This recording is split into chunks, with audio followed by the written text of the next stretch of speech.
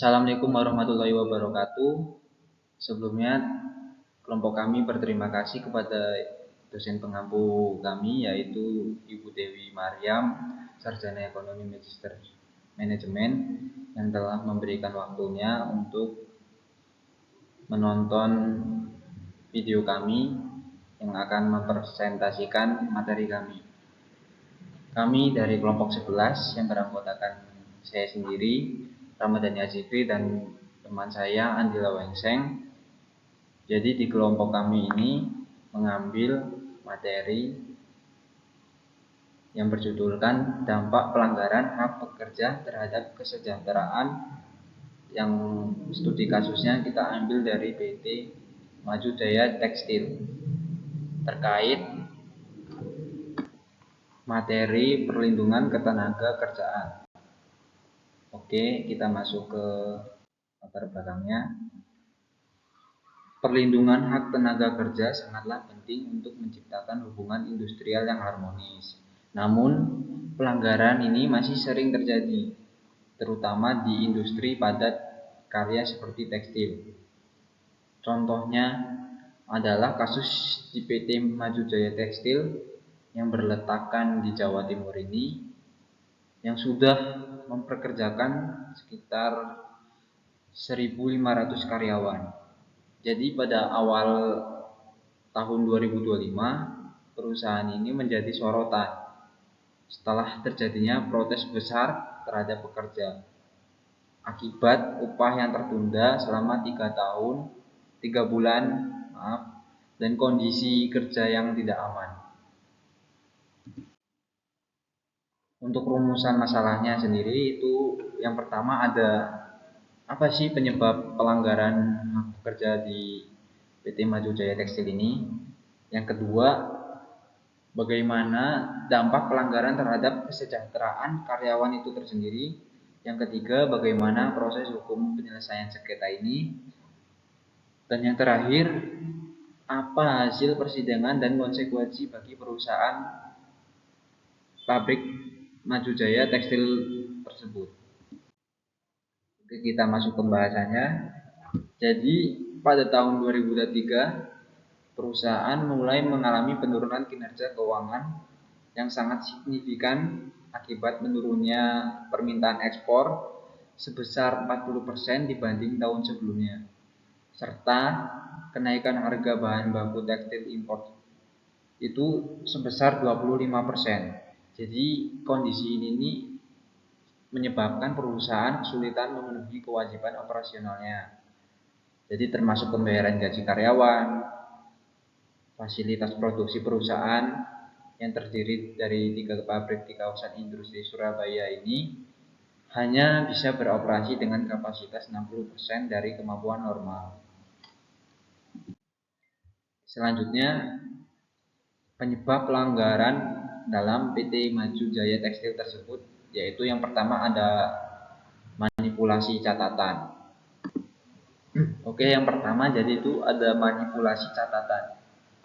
Jadi perusahaan itu tidak mencatat jam lembur yang dilakukan karyawan. Yang kedua, perusahaan itu memaksa karyawan menandatangani daftar hadir palsu yang menunjukkan jam kerja normal. Selanjutnya, perusahaan menggunakan sistem absensi manual yang mudah dimanipulasi, alih-alih sistem digital. Dan yang terakhir, kebijakan tidak transparan.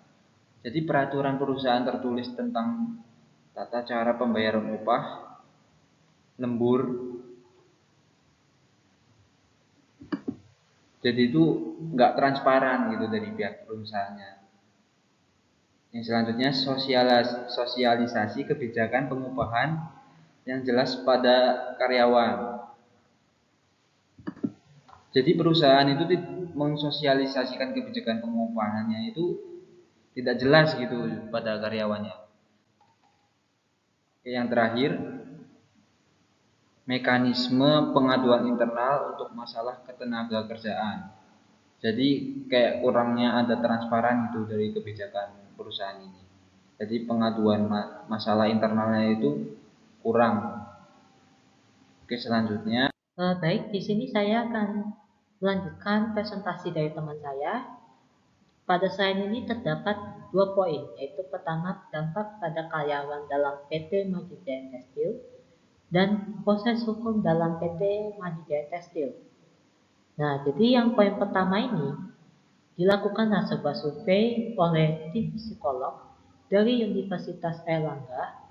Itu menunjukkan bahwa 30% dari total karyawan atau diperkirakan sekitar 450 orang itu mengalami gejala stres berat yang ditandai oleh gangguan kecemasan, insomnia, dan dalam beberapa kasus ekstrim sampai pada tingkat depresi klinis yang memerlukan intervensi medis serius. Yang kedua, proses hukum.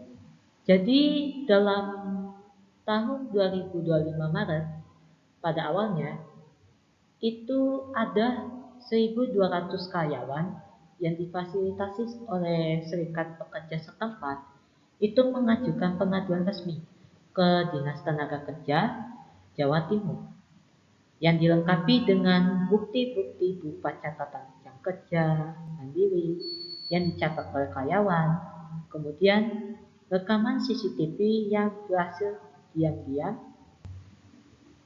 disalin oleh beberapa karyawan serta laporan medis tentang kondisi kesehatan mereka. Nah, jadi dalam hal ini dilakukanlah proses mediasi yang berlangsung selama hampir 1 bulan antara perwakilan karyawan dengan manajer perusahaan. Tetapi dalam hal ini hasil mediasi itu tidak menghasilkan jalan tengah ataupun solusi dari masalah dalam kasus ini. Jadi pada slide ini kita dapat jelaskan bahwa pelanggaran hak pekerja itu tidak hanya merugikan karyawan secara finansial, tetapi juga berdampak serius pada kesehatan mental dan fisik mereka yang pada akhirnya itu dapat menurunkan produktivitas dan kualitas hidup. Dan dalam proses hukum ini menunjukkan betapa pentingnya mekanisme perlindungan tenaga kerja yang efektif dan peran serikat kerja dalam memperjuangkan hak karyawannya. Baik, kita lanjut ke slide berikutnya. Nah, di sini karena pihak perusahaan bersikukuh bahwa mereka tidak memiliki dana yang cukup untuk memenuhi tuntutan pembayaran upah lembur, ketidakberhasilan mediasi ini kemudian memaksa kasus ini dibawa ke Pengadilan Hubungan Industrial di Surabaya. Nah, di sini ketidakberhasilan mediasi ini. Jadi di sini, nah dalam kasus ini bahwasannya sudah dilakukan mediasi nih antara kedua pihak dari serikat karyawan dan manajer perusahaan. Tetapi dalam proses mediasi itu, meskipun sudah dibicarakan, dilakukanlah secara musyawarah, tetapi pada akhirnya mediasi tersebut tidak membuahkan hasil dan tidak ada solusi ataupun jalan tengah yang dapat disetujui oleh kedua belah pihak. Dan pada akhirnya dilakukanlah membawa kasus itu ke Pengadilan Hubungan Industrial yang dilakukannya itu di Surabaya. Baik, kita lanjut ke slide berikutnya. Nah, hasil persidangan. Hasil persidangan ini, nah, putusan akhir yang dikeluarkan oleh Pengadilan Hubungan Industrial pada 30 Juni 2025 menetapkan beberapa poin penting yang menjadi laknat dalam sejarah hukum. Nah, dari sini kita dapat menjelaskan bahwa dari sisi pidana itu perusahaan dihukum membayar denda sebesar 500 juta sebagai bentuk transaksi atas pelanggaran ketenagakerjaan yang dilakukan secara struktural dan berulang. Yang kedua, dari sisi pendataan, perusahaan itu diwajibkan untuk segera melunasi seluruh tunggakan upah dan upah lembur yang mencapai total 3,22 miliar dalam waktu 30 hari setelah putusan. Jadi hasil keputusan dari hasil persidangan itu, nah dikeluarin dari putusan itu ada 3 putusan. Yang pertama, yang dari sisi pidana itulah dikeluarin 500 juta untuk perusahaan karena dikenakan denda, dihukumlah misal karena dia tidak melakukan sesuai prosedur perusahaan. Kemudian yang kedua, kalau dari sisi pendataan, perusahaan itu diwajibkan untuk segera melunasi seluruh tunggakan upah dan upah lembur. Nah, tunggakan upah dan upah lembur itu yang dari hasil karyawan itu diambil perusahaan. Jadi perusahaan itu harus mengembalikan hasil kerja keras mereka dari upah lembur yang mereka hasilkan. Dan mereka itu karyawannya gitu. Dalam waktu 30 hari setelah putusan dan mencapai total 3,2 miliar. Jadi mereka itu harus mengembalikan 3,2 miliar dalam waktu 30 hari setelah putusan. Jadi setelah putusan itu dihitunglah dari 30 hari atau sebulan. Jadi mereka itu harus bisa mengembalikan dalam waktu 1 bulan setelah putusan. Yang ketiga, sebagai bentuk pembinaan, pengadilan memerintahkan audit ketenagakerjaan menyeluruh oleh konsultan independen dan pembenahan sistem penggajian yang lebih transparan. Jadi pada kesimpulan slide ini itu ialah putusan pengadilan ini menjadi laknat dalam penegakan hukum ketenagakerjaan di Indonesia, meskipun implementasinya itu terkendala oleh keterbatasan keuangan perusahaan. Dalam kasus yang kami teliti ini. Baik, kita lanjut ke slide berikutnya.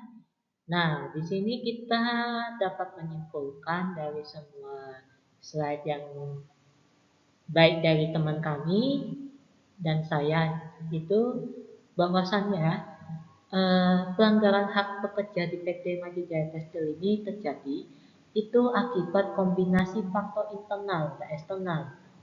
Secara internalnya itu kayak perusahaan itu melakukan manipulasi catatan kerja. Manipulasi catatan kerja ini kayak memalsukan catatan kerja.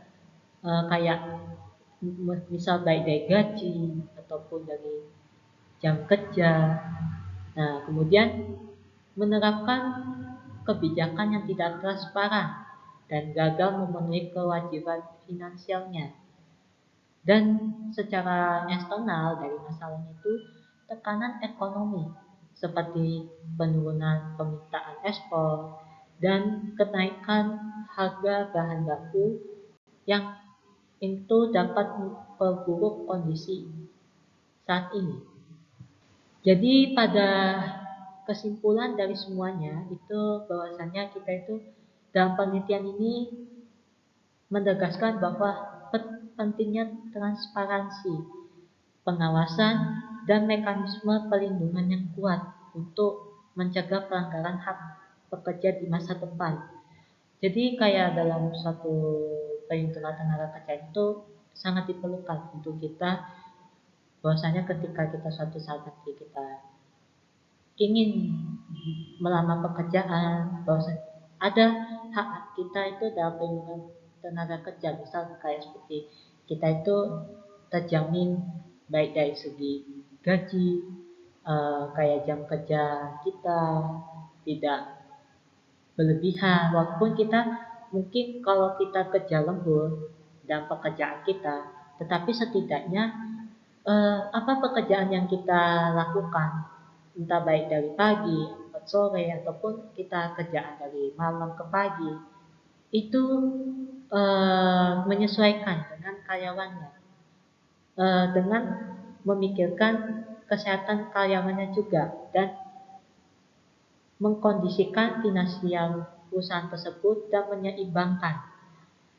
Jadi inilah hasil dari presentasi kami.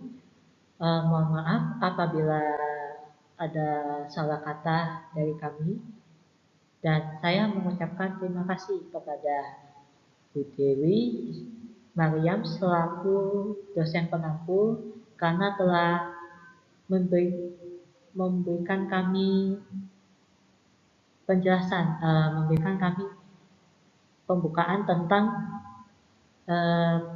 mempresentasikan hasil dari kerja kelompok kami.